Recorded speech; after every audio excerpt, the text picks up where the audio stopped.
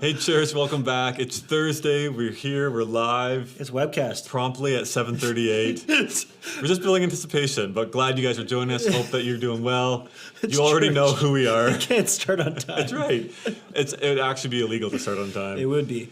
So glad you're joining us, guys. We finished the Gospel Worldview series last week, so we're doing a special standalone episode that I'm really excited about on our multiplication imperatives. So looking forward to that. Hope you guys are excited. Get settled in. We'll be right back after this.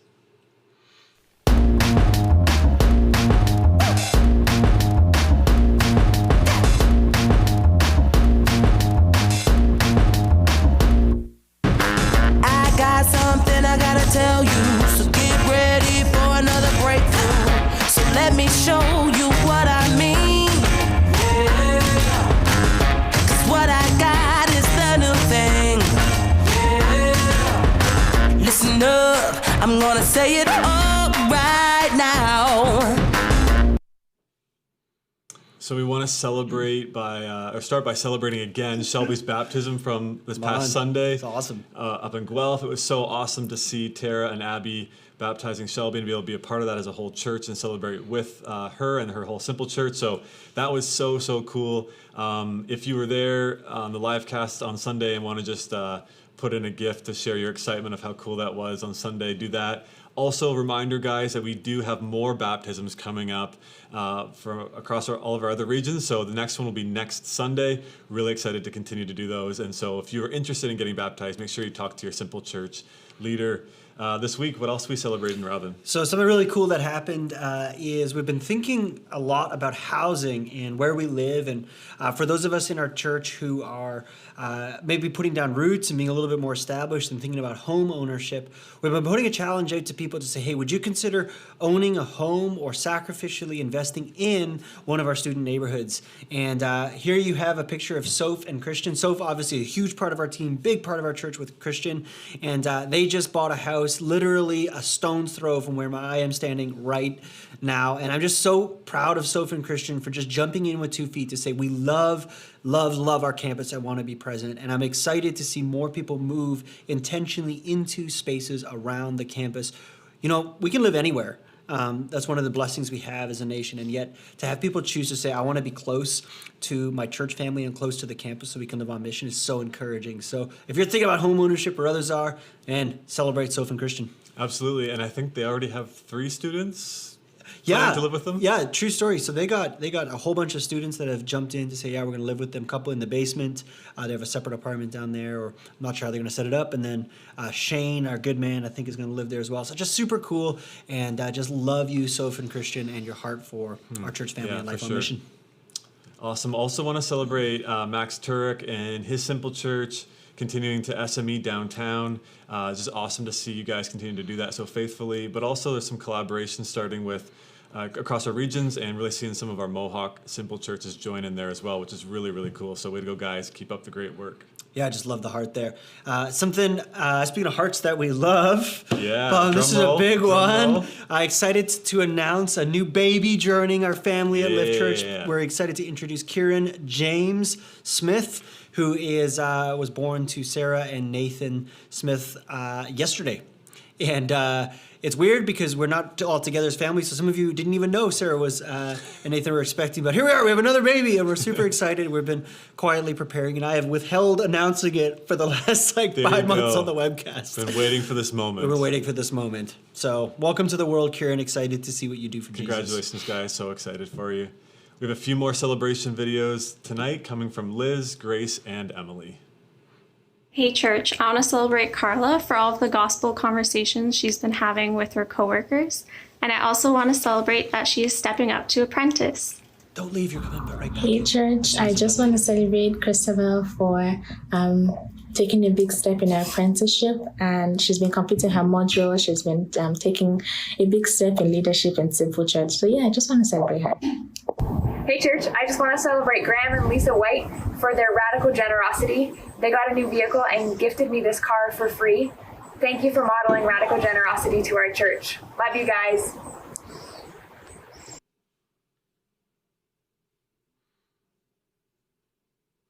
Awesome. Well, I'm excited to have a conversation today with our sister from York University. We have Obria on the call today, and Obria has just recently kind of plugged in with our Lift Church family. We're so excited to have you. So, Obria, welcome to the webcast.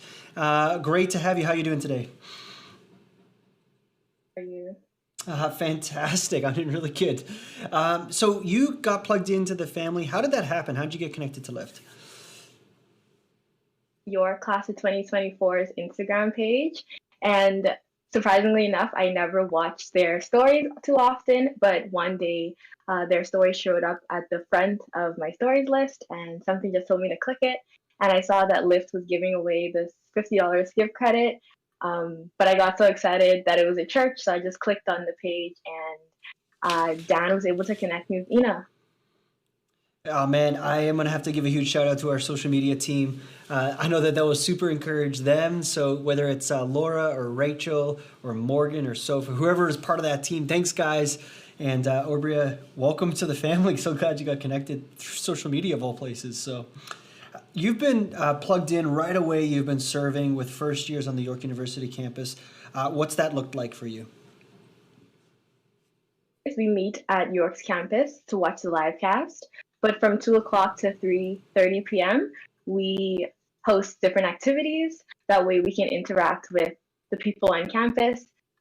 Each week we do a different activity and it's hosted by someone else in our simple church. So that's quite a good way to get to know them. Also, Kaifa came up with the great idea to host games nights every Tuesday night at 7 p.m.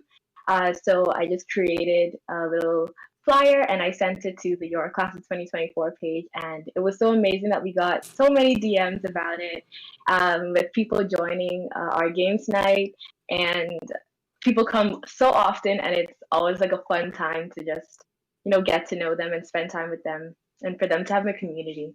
Oh man, that is so incredible. I'm so encouraged that you've just kind of jumped in, you're trying stuff. Why first years? Why do you feel led to get involved with that particular mode of strategic missional engagement?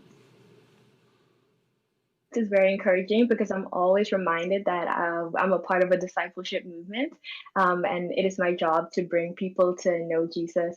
And I was once in their shoes. I wasn't where I was supposed to be in my faith, and even though I reached out on my own, Ina and everyone else in my Simple Church family was so welcoming, and I'm just so happy to be a part of it, and I feel so much joy, and I would just love to be able to share that with others that don't know Jesus. Obria, I wish you knew how much of an encouragement that was for me to hear from you. The York University family, you guys are just such an encouragement, and to hear a heart for the lost and a heart for discipleship. And I'm going to cry here in a minute. It's just amazing. You know what? I'm going to compose myself. What encouragement would you have for the rest of the Lift Church family as we seek to engage in coming first years? Go for it. Put your pride aside. Realize that we're all a part of the body of Christ, and we all have an important function and purpose, and the smallest thing can go such a long way. And I know that it can be hard sometimes. So I would say just keep praying about it, and just remember that you have a church family that loves you and cares for you so much that you can just talk to, and they can just give you amazing advice. Yeah. Oh man, that is such an encouragement, even for me to hear. So I'm going to pray for you really quick. I'm also going to pray for our York University Simple Churches. So Jesus, thank you for Obria and just her willingness to serve and get plugged in to our church family. We're so grateful for her. We're so grateful for everybody else that's been putting up their hands to say, I will serve York University. And Lord, I pray that you would increase her boldness. I pray that you'd increase the boldness of that simple church and the rest of the family there, that Jesus, they would go by your presence and by your power to see people know you. We praise you and thank you, Jesus. Amen. Obria, thanks so much for hopping on the call tonight. Have a great rest of the webcast. We'll see you soon. Awesome. Well, that was Obria. We're so grateful to have her on. And we are going to kick it right over to some multiplication power-ups. So here is Joshua Guinness, our good man, bringing you the power-ups this evening. Hey guys, it's Joshua Guinness from McMaster, bringing you 2 multiplication power-ups in one video. The first is discipleship resources. If you navigate to engage.liftchurch.ca and click on Discipleship Resources, you'll see that we have a variety of resources that will help you and the people you're discipling. We have resources on everything from how to lead a Bible study, to leading communion, to having good conversations about identity, to setting up automatic giving.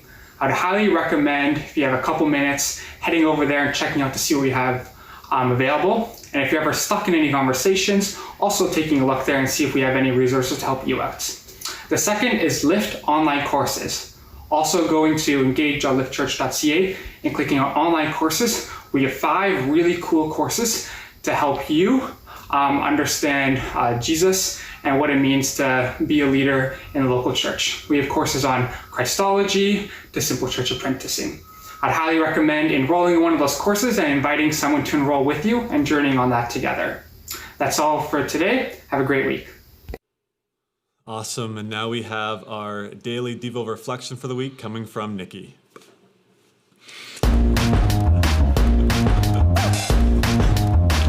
Hey church, Nikki here from the Broad Campus. Just wanted to come on here and share some cool tidbits that God has been showing me through meditating on the Psalms for daily devos.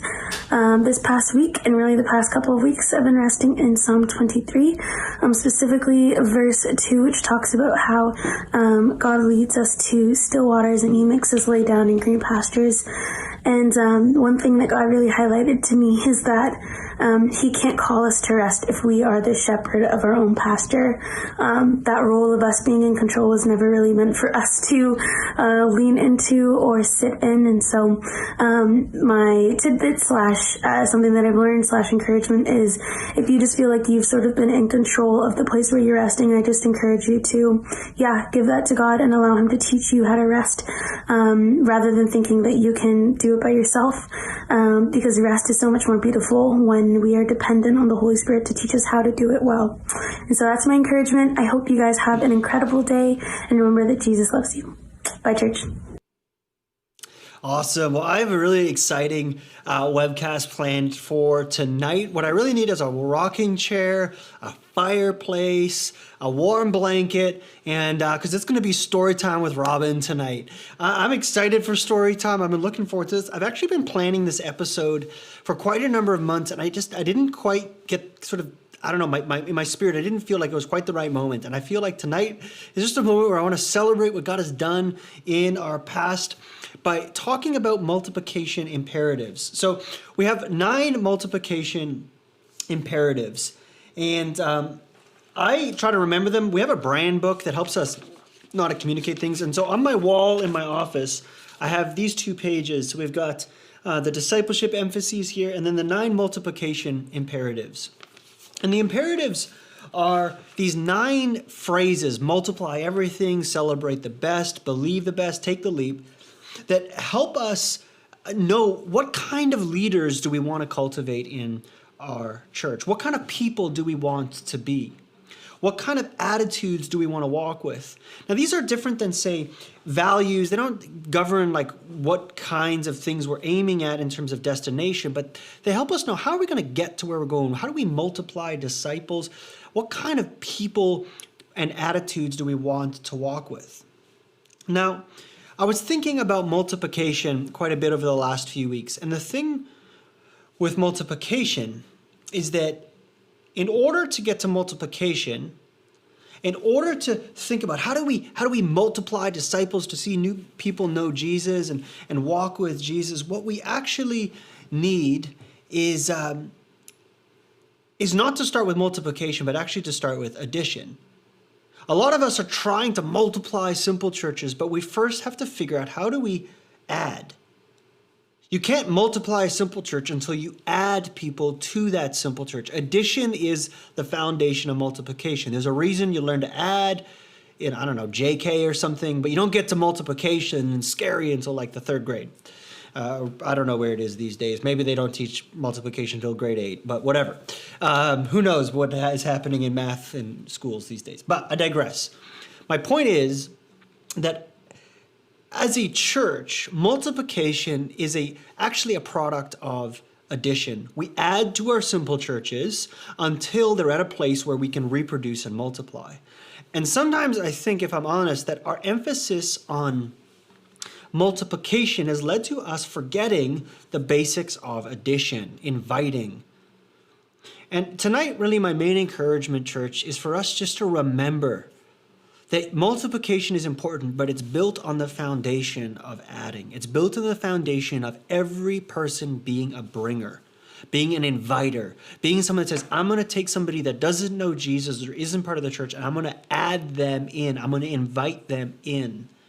Multiplication is built on addition. We can't multiply. And this was sort of led to me thinking about just the need for us to continually be looking outward. How do we reach people with the gospel? Now, I said that it was going to be story time tonight because the 9 multiplication imperatives, these things that actually they help us add, they're all adding tools.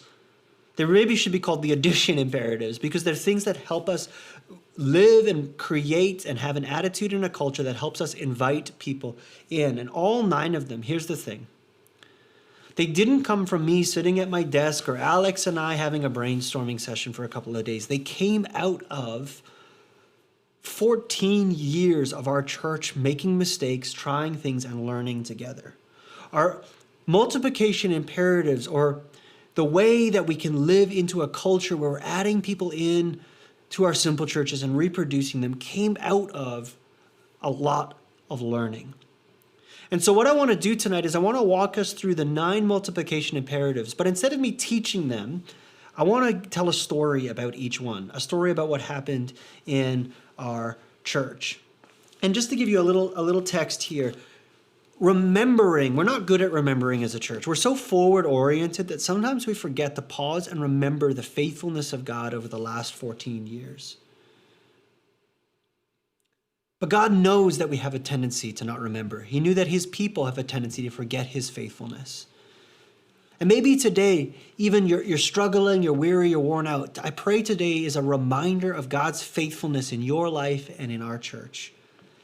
God said this to his people, the Israelites. He said, remember how the Lord your God led you through the wilderness these 40 years, humbling you and testing you to prove your character and to find out whether or not you would obey his commands.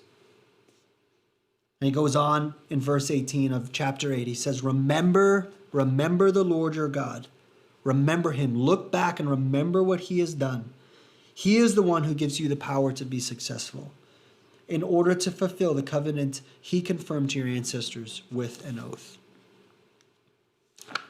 So tonight I want to remember God's faithfulness, celebrate things he has done, and share with you how we came up with each of the 9 multiplication imperatives. Now, we didn't literally, these aren't the exact stories of how we came up with each one, but they're good illustrations of the kind of things. So let's start with multiply everything. Multiply everything is literally the multiplication, I'm going to read this straight out of the guide here, of our gifts, knowledge, and faith to others.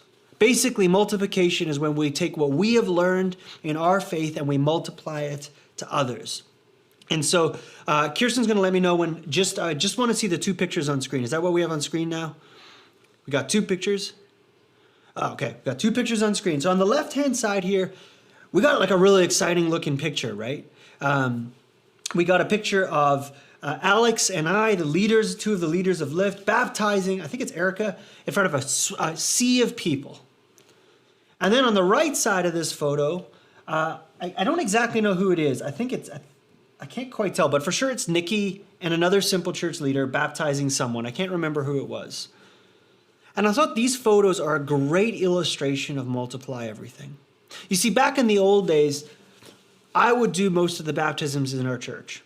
Myself and Alex, we would baptize people because we're the, quote, leaders. But we realized one day that what we were doing was we were not multiplying our leadership, we were hoarding leadership. And God has created us to be a church of every person an equal disciple of Jesus. And so a number of years ago, we said, no, we're going to change the way we think about discipleship, and we're going to have simple church leaders do discipleship. Every person is called to multiply disciples.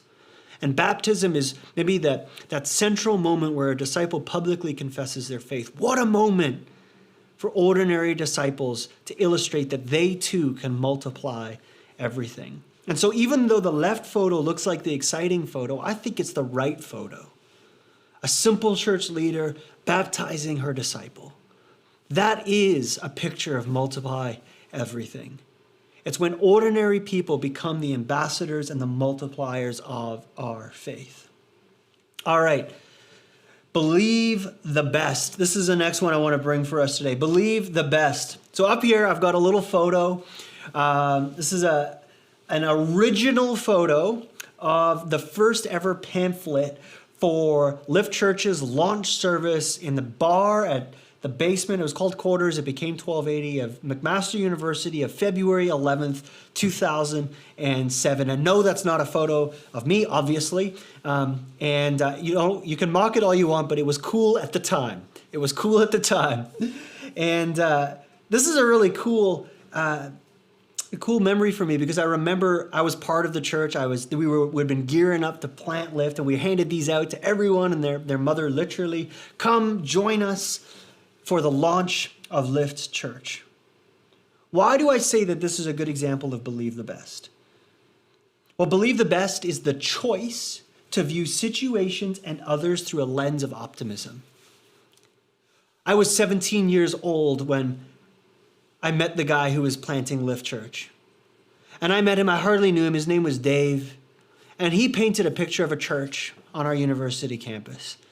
And I said, I'm going to believe in that.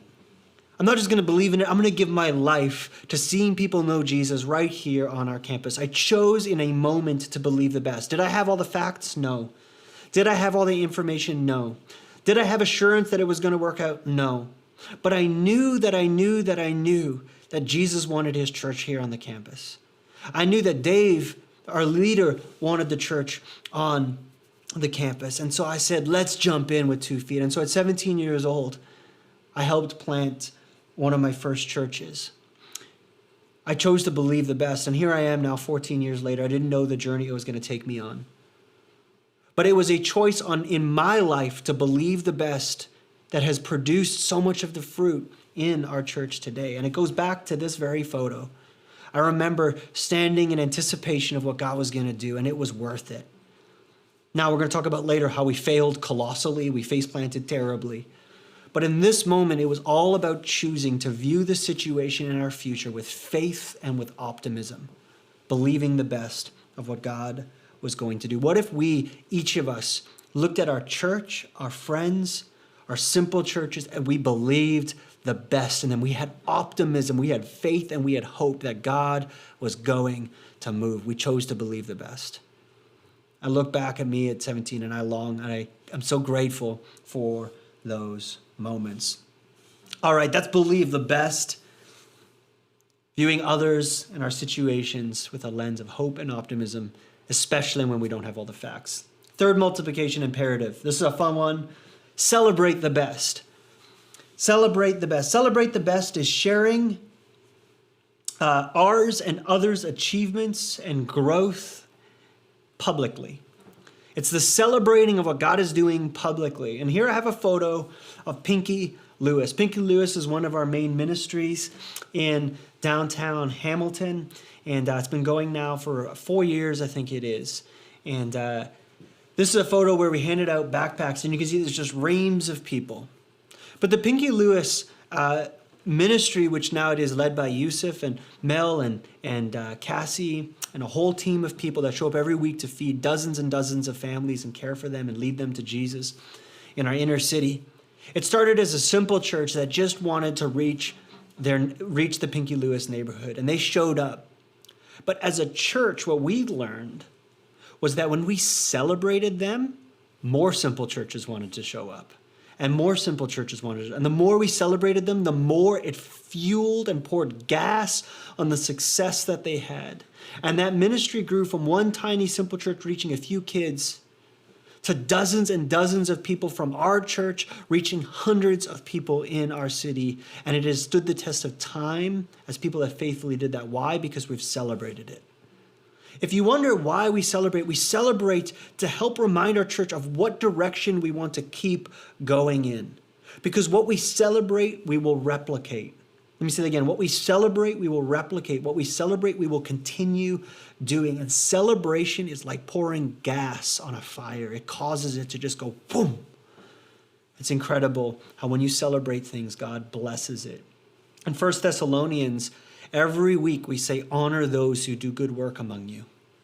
We're just following as what we have done, have been commanded to do by scriptures, to honor those that do good work. And so here you have one of our simple churches doing good work. We celebrated them and we celebrate others every week. Why?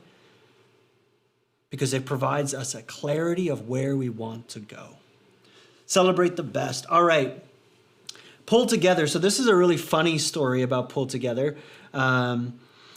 This photo is just like, looks probably just like a photo of random people, but let me tell you, there's a hilarious story behind it. There's a lot of pull together moments. Pull together is really just teamwork.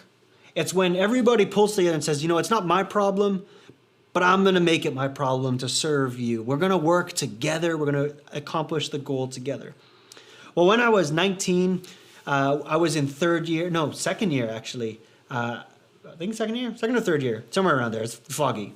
And I remember that I thought to myself, you know what we need to do as a church? We need to host a social justice conference to teach high school students about how to serve the inner cities of our cities. I don't know why. I was just convinced it was a really great idea. And so we just did it. Now, this could have been a taking the leap example. This could have been all kinds of examples, but it's pulled together because I pulled all my friends together and we were going to host this conference. And we had, I don't know what's there, maybe 25 kids show up at this conference. I mean, I was just a second year. Like I knew what I was doing. I totally didn't, but that's okay. And you can see there's a picture of me and the one kneeling down there in the middle in the blue shirt. And we got rained on. So we got absolutely drenched in the rain. So now I've got this problem. I got a bunch of high school students. They're soaked to the bone in water. We got this conference and I'm thinking to myself, the parents are going to sue me. Dave is never going to let me lead anything again. I've completely made a mistake. So I rallied all my friends and said, here's what we're going to do. Run home to my house and grab every piece of clothing you can find in my drawers. Like just grab every sweater, t-shirt, and pair of pants that I own. And they grabbed it all, they brought it home, and we dressed all these people in this photo with my own clothing. So it ended up being everybody just wearing Robin's outfit. It was the ultimate pull together moment. We then took all their wet, soggy clothes and we threw them in my dryer back at home. We pulled together. We saved the day. Everybody had dry clothes. I think that's one of the most hilarious pull together moments I can think of over the years. I think back in one of the final sessions that we were teaching and everybody's wearing my sweaters and t-shirts. But over the years, our church has demonstrated that when we pull together, amazing things happen. It's not about your project or my project or your initiative or my initiative. It's about all of us being a family working together. Pull together. All right, make it better. I couldn't decide. I have two examples for this one. Make it better is basically all of us living with a solutions-based attitude. Solutions-based attitude. Or another way of putting it is saying, like, we're just going to continually improve, continuous improvement. And this is the story of our church. Normally when we start something, it's really terrible at the beginning. It really sucks. And then it gets better as we just iteratively improve it. If you're part of the Webcast and you've been with us since episode 1, you know what I am talking about. Make it better. Make it better. And every week I sit down with the team and say, how can we make it better? How can we make it better? But there's two really hilarious examples here. On the left is a photo of Rubik's 1. I'm standing in Rubik's 3. Now, the Rubik's is our combined ministry center and office space. It's kind of where we run the church out of. And we had a dream of Rubik's 1. I remember we said, guys, what if we had our own space?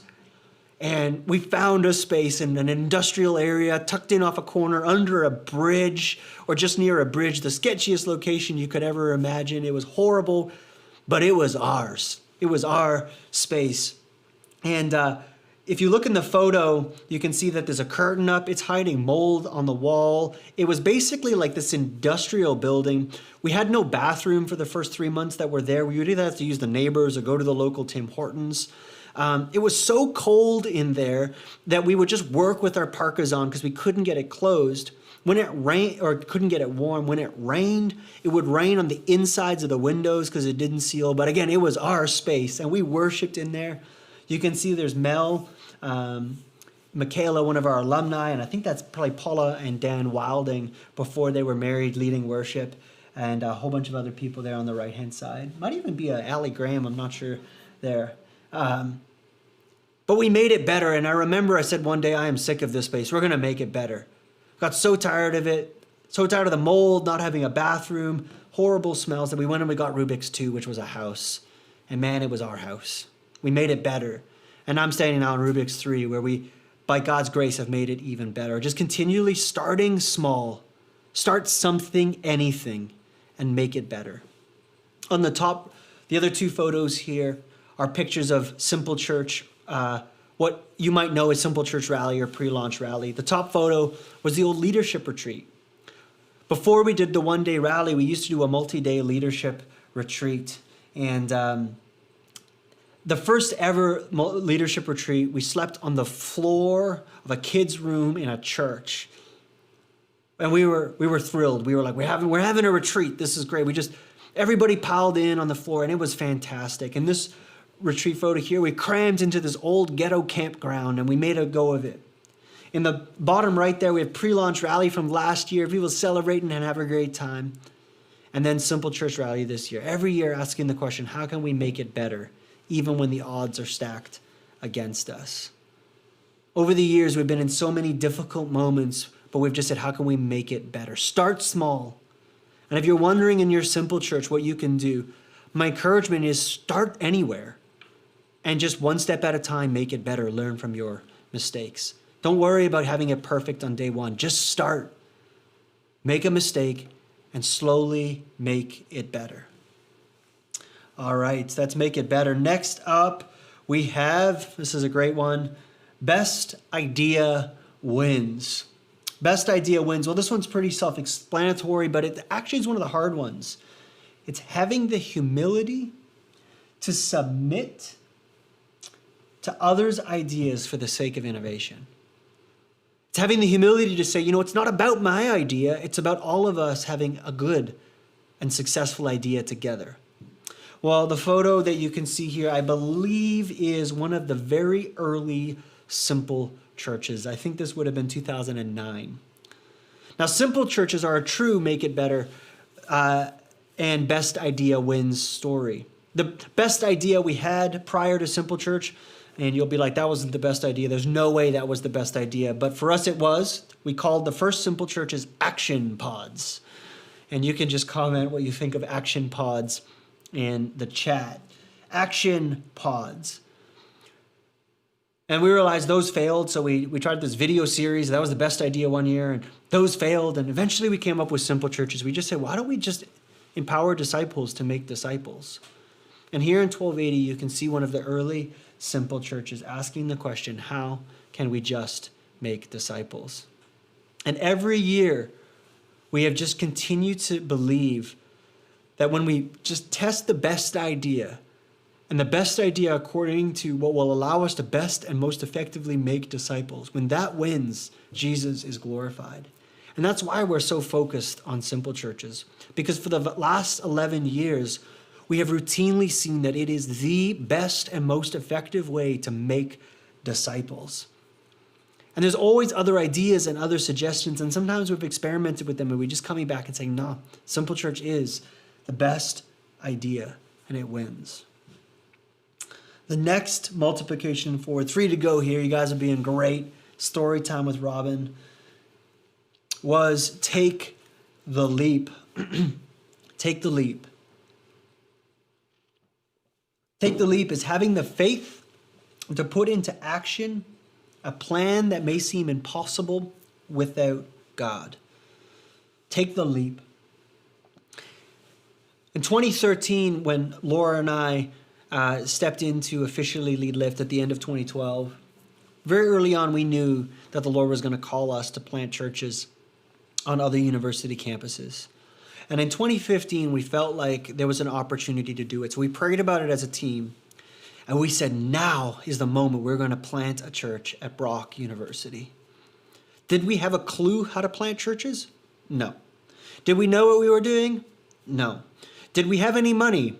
Definitely not. I was still working full-time as an engineer. But we believed and we saw an opportunity for the gospel to enter that campus. And so instead of saying we don't have the money, we don't have the plan, we don't have the leaders, we don't have the experience, we're too afraid, we're too scared, we just said, let's take the leap. Let's just try. Let's just try for the sake of the lost and for the sake of the gospel. Let's just try. Let's trust God. And so we found ourselves in a situation where we said, we're going to plant another church. And then we realized that that was going to cost some money. And so we said, let's throw a gala. And so you can see here, there's a photo of me delivering the keynote at the very first gala in 2015. And that year we raised $75,000. And in my mind, we had hit the jackpot. I went home and I cried that night because I could not believe how faithful God had been. But the truth is, church, that God's faithfulness always follows our steps of faith. So often we want assurance that the plan will work. People looked and started calling me and they asked me to give wisdom on how they should run a gala. And I said, if you will only do your idea if you can guarantee the success of the gala, then your idea will already fail because it's built on your strength, not the Lord's. As a church, we do what God calls us to, independent of whether we have the resources, the leadership, the capacity, or the know-how. We do what God calls us to do. We are a people of faith. We take the leap every time. Every time we take the leap. Money, leadership, know-how, experience, doesn't matter. If God is inviting and calling us to it, we take the leap. Take the leap, church. Take the leap. All right. This photo, fail forward. Fail forward is choosing to acknowledge our mistakes and learn from them. Now, this photo is a really interesting photo. It doesn't look like much, but if you look carefully, that's me and a former board member. I'm delivering some news to the church. It's me in my fourth year of university. I am about a week away from completing my engineering degree.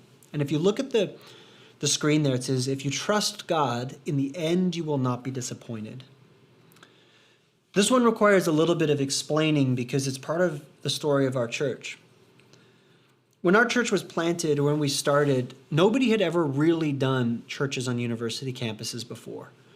At that time, it was really, you could do a student church or you could do a family church, but nobody had tried to do a church that was made up of people from all ages, but really served the university campus first and foremost. For us, that idea is like second nature. We just are like, yeah, you can be a church that serves the campus. But 10 years ago, nobody had ever done that before in Canada. It was a completely new idea. And so when we started our church, we didn't know that. And so what we did was we started to run into a problem. We were running out of money. We didn't think that we could fundraise it. And so we said, well, why don't we split our church into two? Why don't we run Lift Student, which will reach students, and we'll run Lift All Ages, which will reach family members in the city. And I gave my energy to that. I gave my all to that. We would show up at 7 a.m. to set up for church. We would do church all morning on Sundays till like 1 p.m. I would go home. I would have a quick bite to eat, and then I would show up at the school for 3 or 4 p.m. or whatever it was, and we would set up until and then do church again. It was like this all-day affair. We were just trying to reach people for Jesus. At the same time, we were struggling because we were running out of finances. We didn't know what we were going to do. We didn't know how we were going to succeed. Well, in the end, after about 18 months of giving it the best that we could, Lift All Ages had not succeeded. It had failed. It was not a church that was viable. We had basically no people, and it was just a few students that we had tried to run it with. And in this photo, I'm delivering the news to Lift student side that Lift All Ages was going to be shut down and that our lead pastor was going to be moving on to another endeavor. And here I found myself at 21 years old, the de facto leader of Lift Church, having just announced that we were broke, we were out of vision, and we had no clear direction that we were going in. And now I was the unfortunate leader at that time. You can tell I look really thrilled about it in the photo. But church, that failure, or so it seems, taught us that we needed to focus. We couldn't allow our hearts to be torn into two between students and not students. We had to be a church that had a singular focus on the campus, and whoever wanted to be a part of that could be a part of it. That failure was what sowed the seeds of the resiliency that has become the vibrancy we see in our church today. And it was paid in tears and in blood and in pain. It was a $150,000 mistake. And I would do it again in a heartbeat, because we wouldn't have learned or have the confidence to do what we are doing today without it. Failures are the biggest blessing God has given us. We have failed at more things than we have succeeded at. I could list failures all night. This was just probably one of the bigger ones. But every failure is a moment where we learn God's faithfulness, that He is the one who builds His church, not us. And those words, as cheesy as they seem on the screen, if you trust God, in the end, you will not be disappointed. If we trust God in our failures, we will not be disappointed. God is faithful. And we do not need to fear failure. And so as a result, church, we can lead with the final multiplication imperative. Fearless urgency. Now that failure of all ages happened in 2012. I led for a year and then took a year off. Somebody else stepped in. And then at the end of 2012, Laura and I stepped into leading Lift. I was working full-time as an engineer. My wife, Laura, was working full-time as a publicist. And we stepped into lead Lift in the late fall of 2012. There was maybe 15 or 20 students. We were broke again. We were now really, truly leaderless. They were stuck with me and Laura. And I remember we sat down. I called a student leadership meeting, we called it at the time, which we wouldn't call it that anymore. But we were only students at the time other than Laura and I, so that's what it was. And we weren't organized enough to get a meeting space. That would have required planning. We didn't plan. We were in survival mode. But we also knew that there was an urgency, so we just did stuff. We just tried stuff. So I called a meeting, and we met at the top of an elevator, just outside the doors of an elevator. In a common space, we gathered the 15 people. We said, guys, we can dream bigger. We can do this thing. We are going to be a church to this campus, and we're going to be bold. So what do you want to do? How do we want to reach it? Any ideas open to the table? We're just going to do it. Don't worry about money. We'll figure it out. And we gave permission for people to fail. We gave permission for people to take the leap. We gave permission, so just go. We said yes to every pea-brained idea that people had, because we knew that urgency was necessary and it needed to be fearless. Well, in 2013, 4 months later, that 15-person group became the group that you see at the top of the screen there. I don't know what that is, maybe 50 people. At the end of 2014, it had doubled again to the size there. At 2015, you can see a sea of people. And at the heart of all of that wasn't my brilliant leadership. I'm not a great leader. But there was a lot of fearless urgency. An urgency to bring the gospel to the lost, to take the leap, to try stuff, to fail, to make mistakes. And I look back over the years at leaders like Sophia, Sarah, and Nathan, and Philly, and so many others that have been with us for many, many years. And what I see in all of them is a fearless urgency. Wherever you are, whatever campus you're on, church, we need to be a people that just pull the trigger. We just try stuff. We don't worry about the details. We don't worry about the money. We don't worry about the plan. We don't worry about who's going to lead it. We don't worry about if it's successful or if it's a failure. We just try. We just try. We put ourselves out there. And that's my encouragement to us as a church. That when we think about multiplication, that we would go back to multiplication and its foundation addition. We would just invite people. We would take the leap, invite them. We would take the leap, fail for it. We would take the leap, try the best idea, see what happens. Invite people one at a time. But let us remember that at the heart of all of these imperatives is a phrase that has stood with me through the years. Matthew 16:18. That is, on this rock, Jesus said, the profession of his name, that he was going to build his church. He builds his church. He is the builder of the church. These are just the ways that we get to partner with him. So I pray that you remember that tonight, church. God is faithful. He's building his church. He will continue to build his church. So be bold, be passionate, love Jesus. And we'll see you on Sunday to talk more about what that's going to look like in this coming year. I'm excited about that. But for now, we're going to take a quick break. I'd love to hear any questions, or if you want like other examples or stories, or if you have questions about the multiplication imperatives, I'm happy to chat. We're going to talk some more. We're going to take a quick break, and Alex is going to join me. We're going to talk about multiplication imperatives in the Q&A.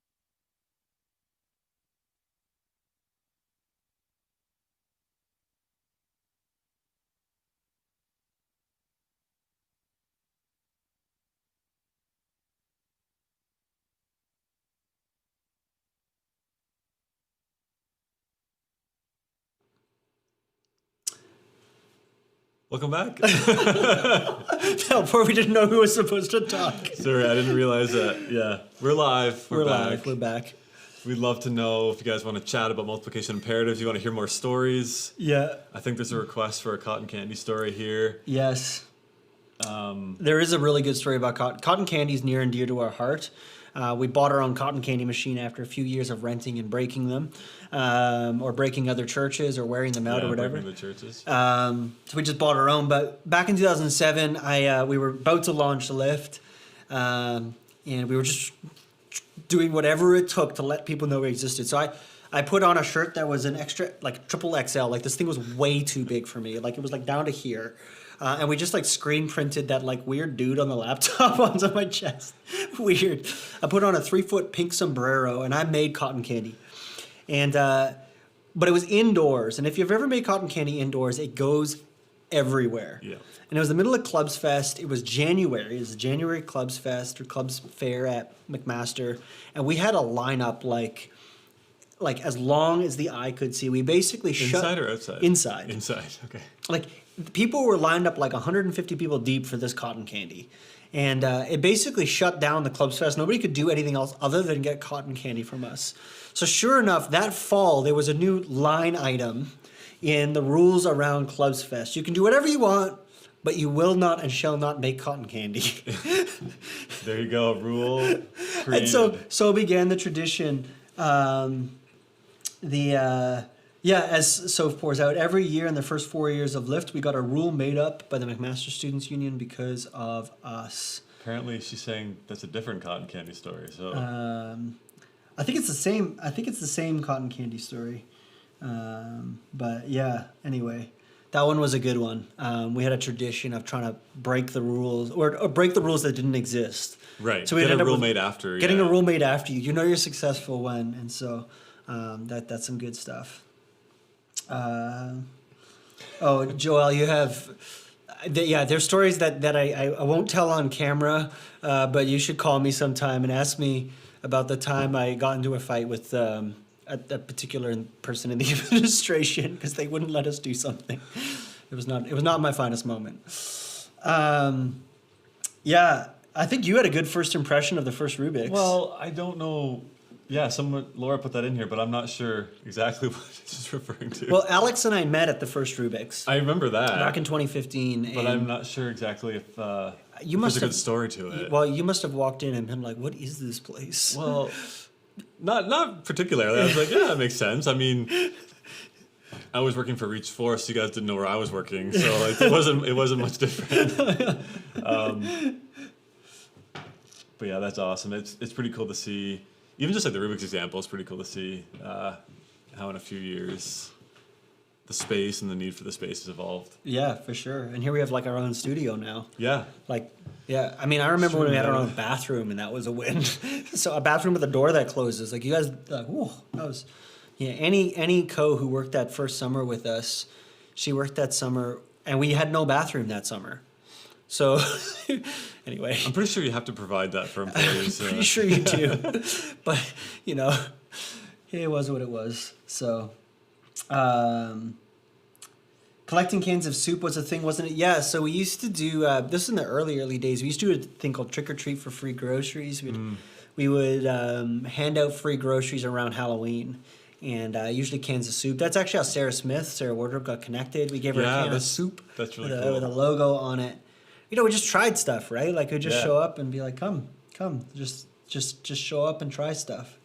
And we would hand out toilet paper. That was like, yeah, Mel mentioned that earlier. I was always worried that people were going to TP things with it, like throw the toilet paper over trees. But no, toilet paper is a hot commodity among students. You don't want to waste that, yeah. Nobody was wasting that at all. So what do you think's like? I mean, we've talked a lot about it, or we've tried a lot of things this year. But like, what do you think's the equivalent in a season like this? You know, to where we're in a socially very different world.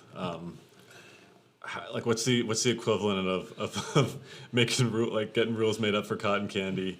Yeah, I do think that I think the grocery program has been a real testimony of just taking the leap, trying stuff, and God blessing it. Trying to meet people. Like we could not have expected that we would be feeding hundreds of people a week. Right. We didn't get a rule made after us, but we did get universities contacting us asking for help, which was a pretty huge win. And so I think that meal program really is like a really good example of us doing that in this season. We've in more recent years, like we've had challenges running events in parks and those sorts of things. Yeah. We didn't know the permitting process. We learned too, right? Like we learned, and now we Absolutely, get the permits, yeah. we get the rights. But yeah, so Graham's got a question here for you. what multiplication imperative would you start with when discipling someone who's excited to be a part of the community but disagrees theologically with the call to multiply? I'm a little baffled because I don't know how you could disagree with the call to multiply. Jesus literally commanded us in Matthew 28 to go into all the world and make disciples, multiply disciples. Like it's got to be the least controversial thing. But let's say there is that person. Graham maybe has somebody in mind. What multiplication prayer would you start with? I would say believe the best. Every time when people are doubting something, it goes back to believe the best. I think at the heart of it is that when you haven't led something in particular, and a lot of the time people who are opposed to what we're doing haven't really led. I've very rarely run into people who are like, oh, Lift Church is crazy, that have led stuff. When you haven't led something, it's easy to be critical of things. But when you have led, you realize the beauty of things. And so what I would often say, if somebody's critical of discipleship multiplication, I'd encourage them to really look carefully at discipleship movements and lead, but also to believe the best and trust their leaders who have gone ahead of them and paved the ground. We didn't arrive at multiplication, and maybe this is the point, just randomly. It came out of 14 years of wrestling. And I think that hopefully buys us enough trust to be able to say, just trust us, believe the best, and allow us to show you. Yeah, for sure. I don't know what you would say to that, Alex. I think if it's coming from I would certainly hope not as a follower of Jesus, but if it's coming from a place of like, why do we need to multiply the gospel? And maybe it is. I would kind of maybe leave the imperatives for a minute and go back to like asking about who helped lead them to faith in their life. Like, you know, who were the people and what were the situations that helped bring you to Jesus? And like, I just think like, why wouldn't you want to do whatever you could for somebody else to get connected? So maybe it's just a matter of like, let's revisit your story and just kind of name the people that were like, it was this youth group or this leader or this youth pastor or this camp, whatever it was that did something crazy to get me to Jesus. Like I want to do that again for somebody else. So maybe start there. Yeah. That's a great question. Can you give another example of multiply everything? This is actually, I'm gonna take an interesting angle on this one. I'm gonna say that every single turnover of Simple Church is an example of multiply everything. Our church has a very highly transient nature to it. We're constantly like rotating people. And that means that we've just had to, as a church, rotate generations of people. And yes, some people stick around, but most people don't. If you go back to those photos that I showed, most of the people in those photos are not here anymore. There's a few faithful people that are, but for the most part, for whatever reason, some good, some bad, people have moved on. But the ones that multiplied, it grew year over year because people were faithfully reproducing disciples. And we just have done that as a church collectively, really faithfully. So I think our mere existence is a testimony to multiply everything. And yes, the same people are not always involved year to year, but we see the handing of the baton from one generation to the next, to the next, to the next. And for me, that's such a tremendous encouragement. For sure. I don't know if you would have one. I would just add, I mean, even looking at like who our Scourges are. Yeah. And the senior leadership team, except for maybe Dan and I, who are kind of like the outside plants within the last couple of years, but like Sophia and Tara, Mel, people who have just continued to grow in leadership and now have roles that are like highly influential and beyond what they were when they first started. And I think like our Scourges, like Ina and Prabir, like people like that as well, and in the roles that they're in now and kind of where they started in discipleship. Yeah, for sure.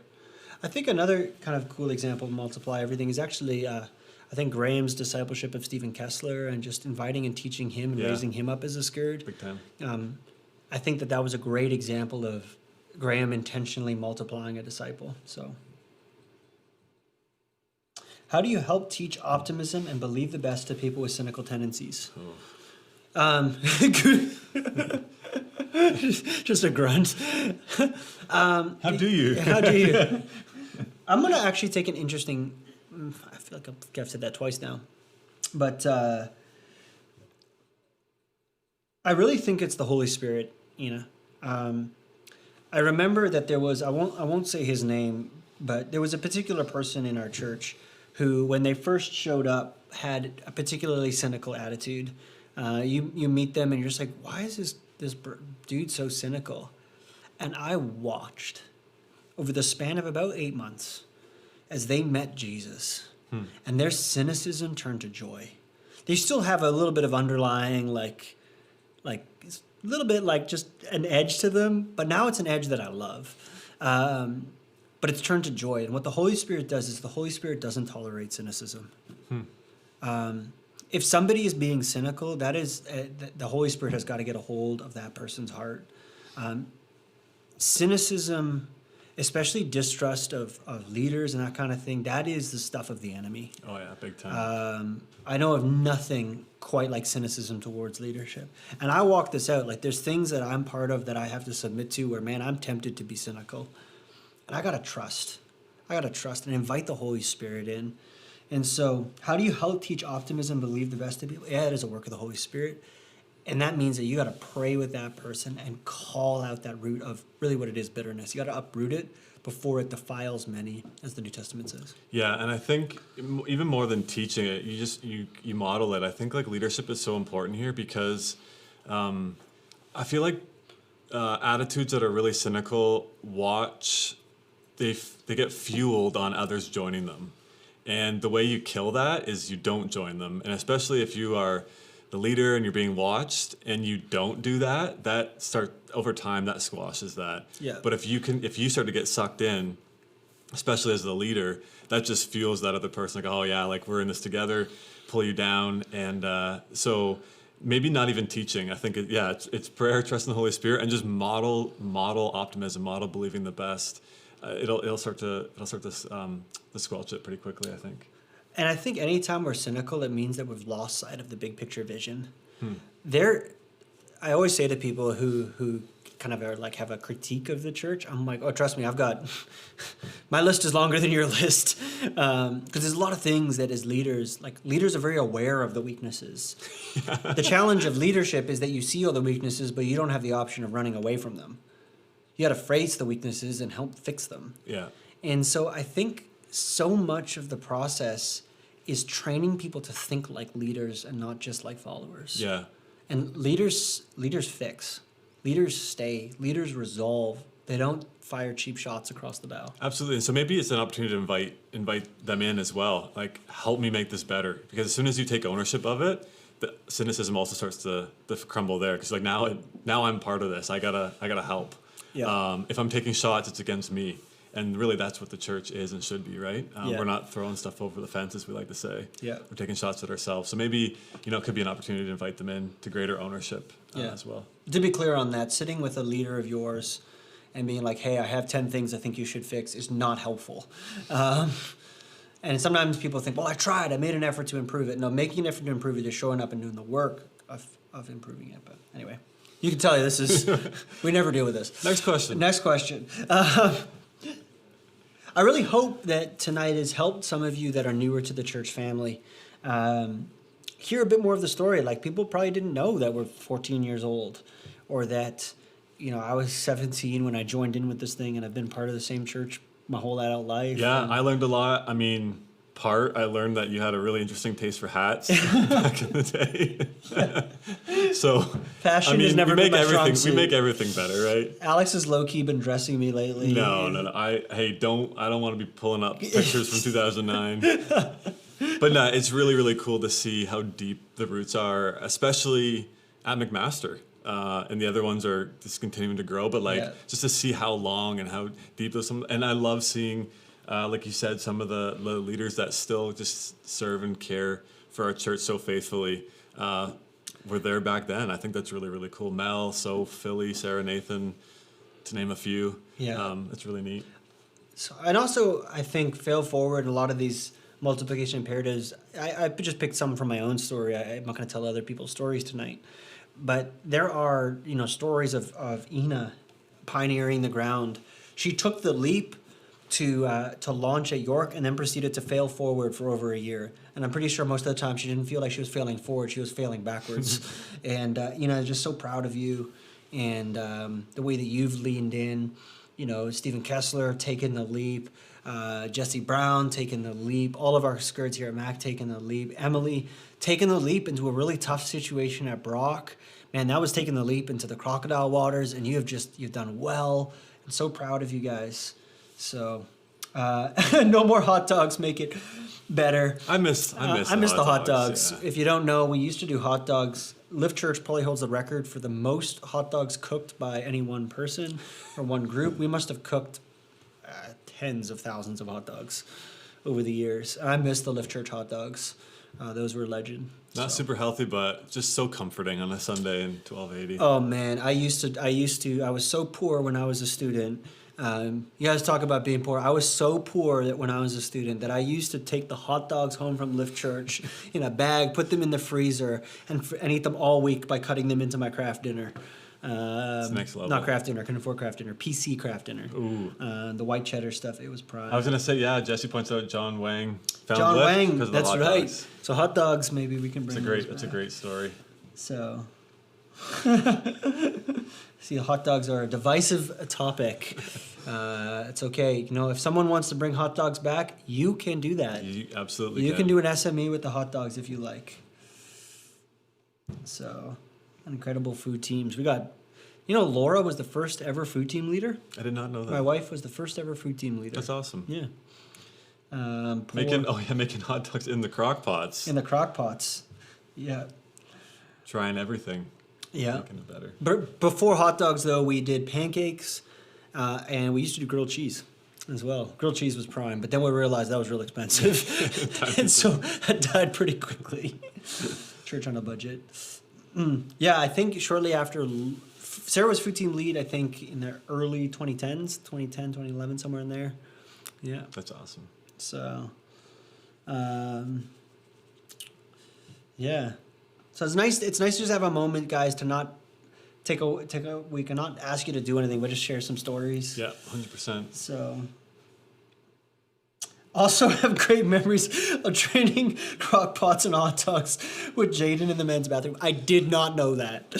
I refrained from telling any stories of cleaning bathrooms tonight. Comment of the night to Jesse Brown. And so, yeah, that's a great point. Most of our food team leaders are still around. Laura, Annie, Taryn, Sarah. Yeah. Jesse's making friends over there. Yeah. I used to say you're not really part of the Lift Church family until you've had to clean up after.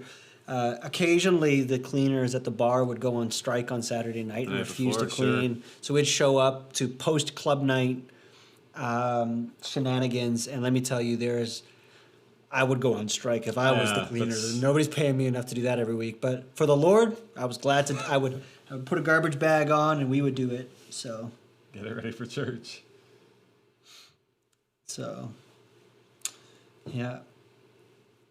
So give you guys a chance here to throw in any other thoughts, but. Yeah, our feet used to stick to the floor. Occasionally, people would do worship, like kind of holy ground vibes with their shoes off. Yeah. But no way, man. I was not doing that in 1280, or Isaac's, or the Bullring, or any of the other campus bars that we've been in over the years. No, thank you. I'm good, thanks. So maybe York. York seems to be on top of cleaning. Their campus always seems tip top. Oh yeah, Kirsten brings up the fun pull together moment. The first baptisms at Mohawk. I think there is a big creative brainstorming on how to fill the tank, how to empty it, or how to move it. I vaguely remember that story. Again, not sure if all the details have ever fully emerged from that, but people were baptized. And I'm not sure if that was a pull together or a pull together plus a fail forward, or a little bit of A, a little bit of B. Both, yeah. So. The Arnie is pretty nice. Actually, no, I'm going to say that. The Arnie's not so bad. I'd worship barefoot in the Arnie. Mohawk family. That's the Arnie at Mohawk, for those of you that are wondering.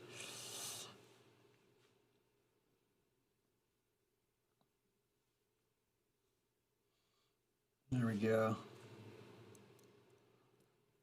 So, well, that's it, guys. I think unless anyone has any other questions they want to get in, we'll give you a last chance to get some buzzer beaters in. I don't know if we've mentioned this yet, but the Gospel as Worldview episodes are now condensed into a course on Engage. So I know Josh did a power up, but I couldn't hear it. I'm not sure if he mentioned that. We just uploaded it today. So just the teaching and the Q&A portions of those episodes are now in a 6-part course. If you want to go back and rewatch it, work through it, share it with other people, you can do that now. It's up on Engage today. Yeah, and if you're wondering what exactly that is, that's talking about current political issues, sexuality, identity, critical theory, a lot of stuff that's really important, especially as you guys head into the academic calendar. So I encourage you guys to dive in. So there we go. Mohawk fams reminiscing here. That's really good. That's great, guys. So yeah, church, be bold, take a leap, take a risk, trust Jesus. He's building his church, not us, at the end of the day. So love you guys so much, and we'll see you all on Sunday. We have a very special sermon. We're going to take a break from Mark, and the sermon is titled Finding Your Gravity. Finding Your Gravity. We're going to find out what on earth we're talking about. It's secret. Well, it's not that secret, but it is going to be special. The Lord's really laid something on my heart, and as I've kind of discerned with the rest of our leadership team, we really feel like this is something that we need to speak into the life of our church in this season. So excited for that. We'll see you soon, and feel free to drop a gift. Love you guys. Be blessed. See you guys. Cheers.